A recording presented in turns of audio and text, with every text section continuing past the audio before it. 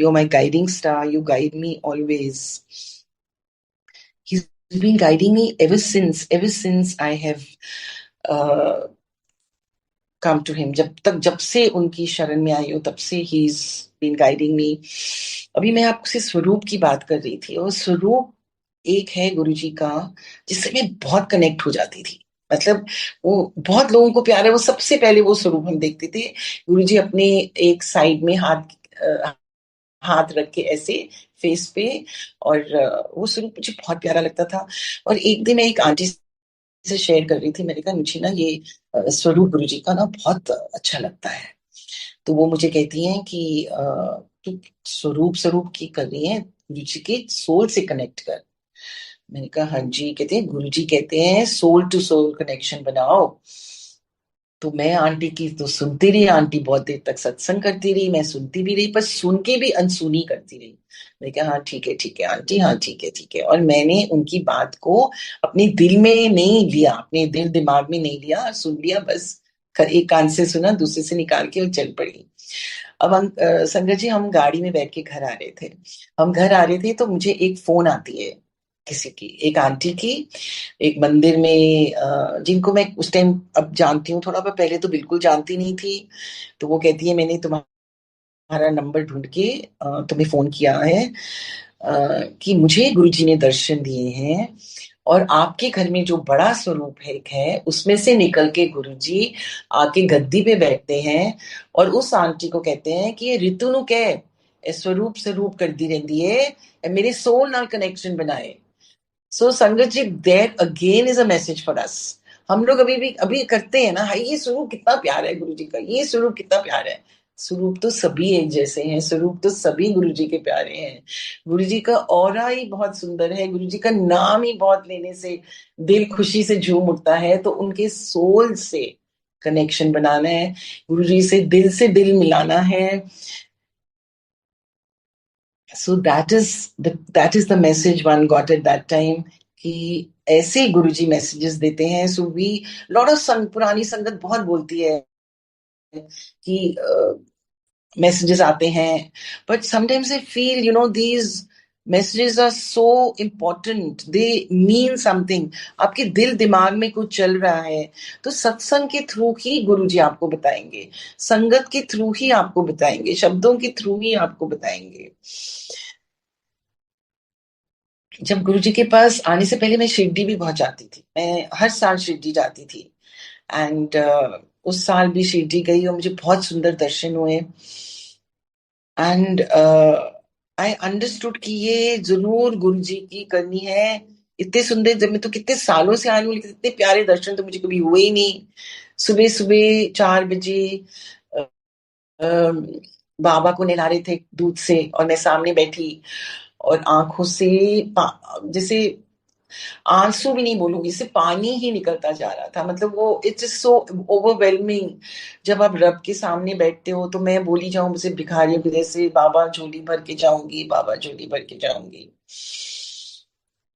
बस इसके बाद मैं बॉम्बे आई. बॉम्बे से उसी दिन शाम को दिल्ली आके गुरुजी के पास सीधी, जैसे ही गुरुजी के चरण छुए, गुरुजी कहते किथे गई सी. अब मैं हैरान, मैं चुप. मैंने कहा गुरुजी ये तो अंतर्यामी, इनको तो पता ही लग गया मैं गई थी शिरडी. मैं कुछ बोलूं नहीं. कहते आंटी तेरा कल्याण कर दिता. और मैं कहा गुरुजी मुझे चरणों के पास रखना. गुरुजी कहते आंटी मैं तेरा कल्याण कर दिता. मैं क्या गुरुजी चरणों के पास रखना. फिर गुरुजी ने बोला आंटी तेरा कल्याण हो गया. मैं क्या गुरुजी चरणों के पास रखा. गुरुजी ने 3 बार बोला, मैंने 3 बार उसका यही जवाब दिया. संगत जी, ये मैं नहीं बोल रही थी, ये मेरा गुरु मेरे से बुलवा रहा था, क्योंकि मेरे गुरु को पता था कि मैं हमेशा गुरुजी के चरणों का ही ध्यान करती हूँ, मैं गुरुजी के चरणों से ही जुड़ी रहती हूँ.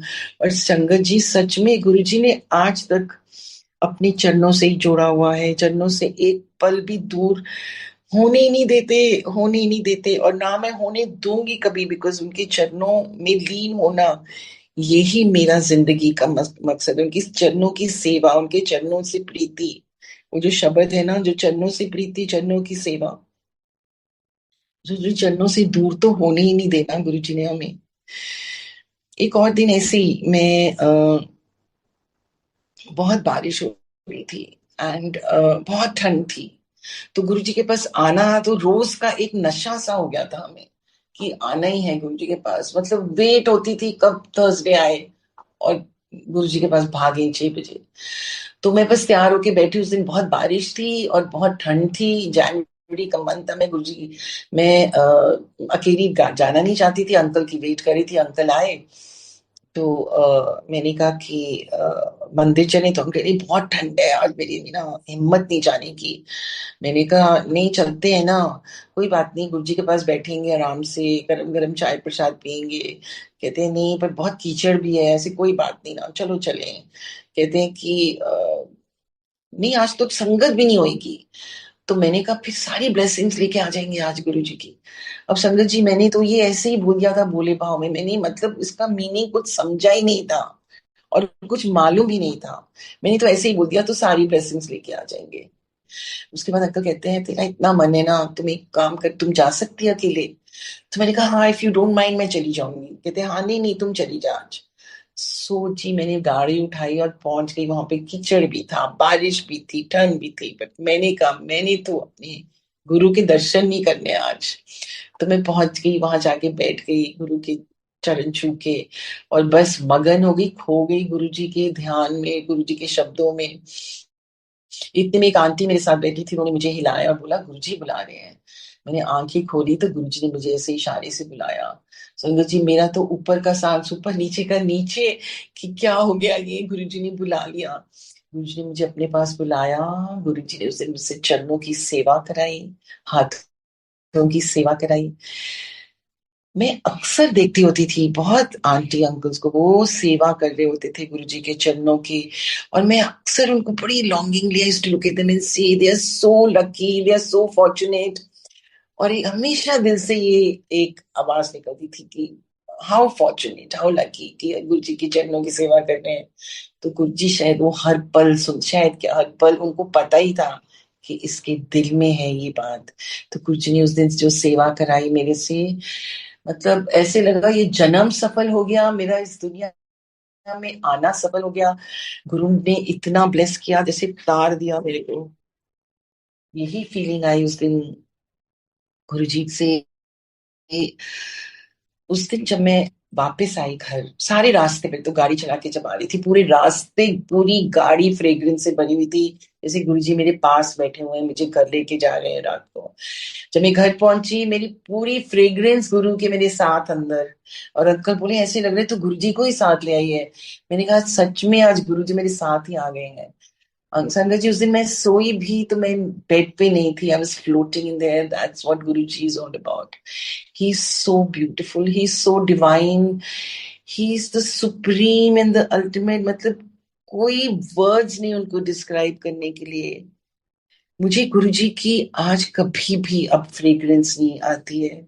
मुझे गुरुजी के बहुत कम दर्शन होते हैं, very rare, but he is my practical guru. हर पल मेरे साथ होते हैं, मुझे गिरने नहीं देते। मैं गिर भी रहूं मुझे हाथों में उठा लेते हैं। मुझे आज इतना विश्वास, इतना भरोसा है कि मेरा गुरु, मैं छत से भी गिरी, मुझे कोई फेंकेगा नीचे, मेरा गुरु मुझे उठा लेगा, कोई छू नहीं सकता। ऐसा विश्वास और ऐसा प्यार ये गुरुजी ने बनाया है, ये हमारी बस का नहीं है। ये उनका प्यार है जो हमको इतना विश्वास दिलाता है। इतने प्रैक्टिकल हैं हमारे गुरुजी, ऐसे मैसेजेस देते हैं कि it is sometimes for people who don't know about Guruji, they can't believe it. But हमको as a sangat we know कि how much Guruji takes care of us and how much he loves us. कि हम घर में अपने बैठे हुए, कमरे में बैठे हुए, हम मैगी खा रहे हैं। It's such a small little thing, हम मैगी खा रहे हैं। अगले दिन सुबह मेरे को मेरी नीस की फोन आती है, कहती है मासी आप कल क्या खा रहे थे? सो आई सेड क्यों, क्या हुआ? कहते अंकल मैगी खा रहे थे। मैंने कहा हाँ। कहते ना, गुरुजी ने मना किया है। कहते हैं अंकल नु के मैं उदी सेहत का ख्याल रख रहे हो, तो मैगी खादा पे। सो ये है हमारे गुरुजी। एक दिन मैं आलू की टिक्की खा रही थी कहीं पे, and again she called me up and said आलू की टिक्की कहाँ खा रहे थे, पता है आपको कितने गंदे तेल में बनी हुई थी? और गुरुजी ने कहा है कि आंटी अपनी मासी नु कह दे ਇਹ गंदे मंदे तेल विच बाहर दे ਇਹ गंदे खाने ना खाया करें। सो आप इमेजिन करो, ये छोटी छोटी बातें, ये कौन कौन ऐसे कर सकता है? हमारा रब, हमारा गुरु, हमारी माँ। ही मतलब माँ का प्यार, अपने डैड का प्यार, अपने रब का प्यार, everything rolled into one. That's what Guruji is all about. I want to share one satsang about 14th of May 2007.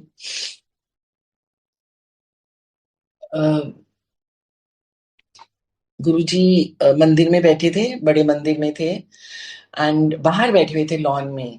अंदर हॉल में काम चल रहा था, एंड ये 2007 14th of May की बात मैं आप लोगों को बता रही हूँ। 31st को गुरुजी की महासमाधि होती है। सो हम मंदिर, बड़े मंदिर आए, एंड मैं अपनी फ्रेंड्स के साथ बैठी हुई थी दोपहर को। तो उसके बाद मैं उठी 4 बजे, मैंने कहा मैं मंदिर जा रही हूँ। तो सब कहते हैं कि, तो कहती है तुम थक नहीं गई हो क्या, आप मंदिर जा रही हो? मैंने कहा नहीं, मंदिर तो मैंने जाना ही है। तो मैं मंदिर पहुंची, एंड बाहर ही पता लग गया कि गुरुजी आज मंदिर में आए हुए हैं। उन दिनों गुरुजी मंडे को मंदिर नहीं आते थे। तो हम तो बस जैसे शूज कहाँ फेंके मालूम नहीं, भागे अंदर दर्शन के लिए।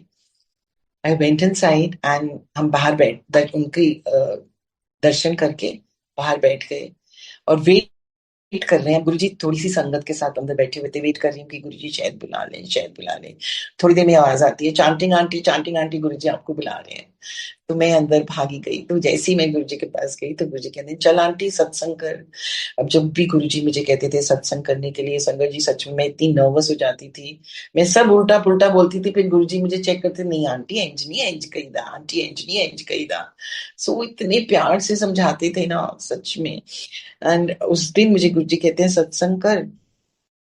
तो मेरे से कभी भी कोई पूछता था ना कि गुरुजी के पास कब से आई, तो मैं कहती थी जन्मों से जानती हूँ गुरुजी को। तो अब गुरुजी के सामने जब खड़ी सत्संग कर रही हूँ ना, तो मेरे मुंह से क्या निकलता है कि मैं ना कुछ महीनों से गुरुजी के पास आई हूँ ना। तो गुरुजी कहते ना इंज नहीं कहीदा।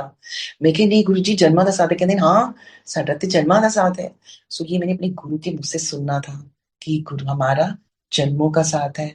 और वो शब्द जो गुरुजी के मुख से निकले, वो मेरा एक कवच बन गया, वो मेरा एक सहारा बन गया कि जब भी मन उदास होता है गुरु जी को याद करता है, गुरु जी की बहुत याद आती है, तो कहते हैं हाँ गुरु जी ये तो हमारा तो जन्मों का साथ है। हम तो हर हर पल हर समय आपके साथ, आप हमारे साथ हो, और हर जन्म में हम साथ हैं, हम तो बिछड़ ही नहीं सकते कभी। तो उस दिन मैंने गुरु जी को ये भी बोला कि मैं कि गुरु जी आप मुझे कहते थे बुद्धिज्म को परे कर, अब मैं बुद्धिज्म को परे कर दिया पूरी तरह। अब मैं आपका मंदिर बनाऊंगी नीचे, मंदिर बुद्धिज्म हटा के। तो गुरुजी ने बड़ी स्वीट स्माइल दी मुझे, और फिर कहते हैं देख फिर अमृत ही अमृत। संगत जी वहां गुरुजी ने चोला छोड़ दिया, कुछ दिन बाद वहां पे मंदिर बना, मंदिर बनाया, पूरी संगत ने मिलके मंदिर बनाया। गुरुजी हमारी उसमें कोई भी कंट्रीब्यूशन नहीं थी। कोई तो स्वरूप लेके आया, कोई तो शिव जी की मूर्ति लेके आया, मतलब कोई चोला लेके आया, मतलब इतना सुंदर वहां दरबार बना दिया, इतना सुंदर मंदिर बना दिया जहां हम सत्संग करते थे हर पल। हर 2 हफ्ते में हम पहले सत्संग करते थे, फिर महीने में एक दिन सत्संग। तो ये जो मंदिर बना ना, जब ये मंदिर जब पहला सत्संग था, तो मेरी एक सिस्टर है रीटा, तो जो गुरुजी के पास मैं उसको लेके गई थी ना, तो गुरुजी ने उसको देखते ही कह दिया था ए किनू ले आई, एते हैगी शिव भगत और तू हैगी नास्तिक। और मैं कहा नहीं गुरुजी मैं नास्तिक नहीं है। तो गुरुजी कहते रहन दे, चांटिंग कर दी सी। तो ये भी गुरुजी का प्यार था। तो एनीवे मैं ये सिस्टर, पर वो ये भी यही कहती थी, वो बहुत मतलब मैंने बचपन से उसको शिव जी की पूजा करते देखा। पर मेरी बड़ी सिस्टर है वो, बचपन से मैं उसको देखती थी, वो बहुत शिव की भगत थी। तो ये कहती थी हाँ मैं गुरुजी को मानती हूँ, पर गुरुजी हैं और शिव जी हैं। तो उस दिन मैंने इसको बुलाया, मैंने कहा मैं बहुत नर्वस हूँ, पहला सत्संग होना है घर पे, प्लीज आ जा मेरी हेल्प के लिए। तो वो आई मेरे पास। तो एक दिन पहले आ गई, रात को वो सोई, और सुबह मैं जब उठी तो देखा सीढ़ी पे बैठी हुई। मैंने कहा क्या हुआ तुम? कहती है रात को ना गुरुजी मेरी ड्रीम में आए और मेरी ड्रीम में आके मुझे कहते हैं, फिर देख इतने ओम नमः शिवाय करा देता ना। तो मैंने कहा इसका मतलब क्या हुआ, ओम नमः शिवाय तो हो रहा है। कहती नहीं तुझे पता नहीं, मैं तेरे मंदिर जो ऊपर है ना, वहां शिव जी की फोटो के आगे बैठ के बोलती थी कि शिव जी ये चैंटिंग क्यों करती है नीचे, ये ओम नमः शिवाय क्यों नहीं करती। तो ये मैं तो शिव जी को बोलती थी, मैंने गुरु जी को तो कभी बोला ही नहीं। मैंने कहा अब तुम क्या समझी, कहती समझ गई, गुरु ही शिव है और शिव ही गुरु है। मैंने कहा जो शिव पुराण इतनी पढ़ते हैं उनको तो पता ही है ना कि गुरु ही शिव है और शिव ही गुरु है। संगत जी, गुरु जी ने ये मंदिर बनवाया, ये मंदिर फिर उन्होंने कैसे ऑथेंटिकेट किया, मेरे को भी ड्रीम में उन्होंने एक दिन पहले ही आके दिखाया कि गुरुजी कमरे में बैठे हैं, खड़े हैं, और मैं सो के उठती हूँ अपने बेड से और देखती हूँ गुरुजी सामने खड़े। मैं क्या हो गुरुजी आप यहाँ पे। और फिर कहते हैं, और गुरुजी मेरे को देख के स्माइल करते, फिर मैं गुरुजी को ऐसे पकड़ के और नीचे मंदिर में ले जाती हूँ। एंड संगत जी मतलब गुरुजी तो वही हैं, हर पल वहीं रहते हैं, वो कहीं जा ही नहीं सकते, उनको हम जाने ही नहीं देंगे। कुछ भी हो जाए, कुछ भी हो जाए, वो मंदिर में से गुरुजी, वो तो जन्नत है। वो मंदिर होगा सबके लिए, लेकिन मेरे लिए वो जन्नत है कि वो मेरे गुरु का धाम है, वहां मेरे गुरु बसते हैं। उस स्थान में, उस मंदिर में कुछ साल पहले, ये 2017 की बात बता रही हूँ, वहां पे एक मंडे के दिन मैं जोत जला के और मंडे सुबह 6 बजे मैं मंदिर के लिए निकल गई। अ, हमारी हमारी सेवा थी वहां पे मंडे को। तो मैं मंदिर के लिए निकली और 1 घंटे के अंदर अंदर बहुत ठंड थी और कोहरा था, चारों तरफ फॉग थी। एंड बड़ी मुश्किल से ड्राइव करके मैं मंदिर पहुंची थी। एंड पीछे से अंकल की फोन आ गई कि तुम घर आ जाओ। सो ऐसे क्या हो गया, कहते हैं कि नहीं there is a little problem. तो ऐसे नहीं, you tell me what's happened. So he says कि there is a fire. I said fire where, कहते हैं मंदिर में। ऐसे गुरु जी के मंदिर में, कहते हैं हाँ। ऐसे क्या हुआ, मेरी Shiv Puran, he says your Shiv Puran is fine. ऐसे गुरु जी की गद्दी, वो गद्दी मैंने अभी नहीं बनवाई थी, कहते गद्दी भी ठीक है। संगत जी उसके बाद मैंने पूछा, बच्चे ठीक है, मेरा my grandson was 2.5 year old। अब ये नहीं मेरा बेटा, मेरा बहू, मेरे हस्बैंड, मेरा ग्रैंडसन, इनसे प्यारा तो कोई नहीं ना हमको। पर मुझे अपने गुरु पे इतना विश्वास और इतना भरोसा था और है कि इनको कोई छू नहीं सकता। अगर घर में आग भी लग गई है, इनको गुरुजी कुछ होने नहीं देंगे। तो ये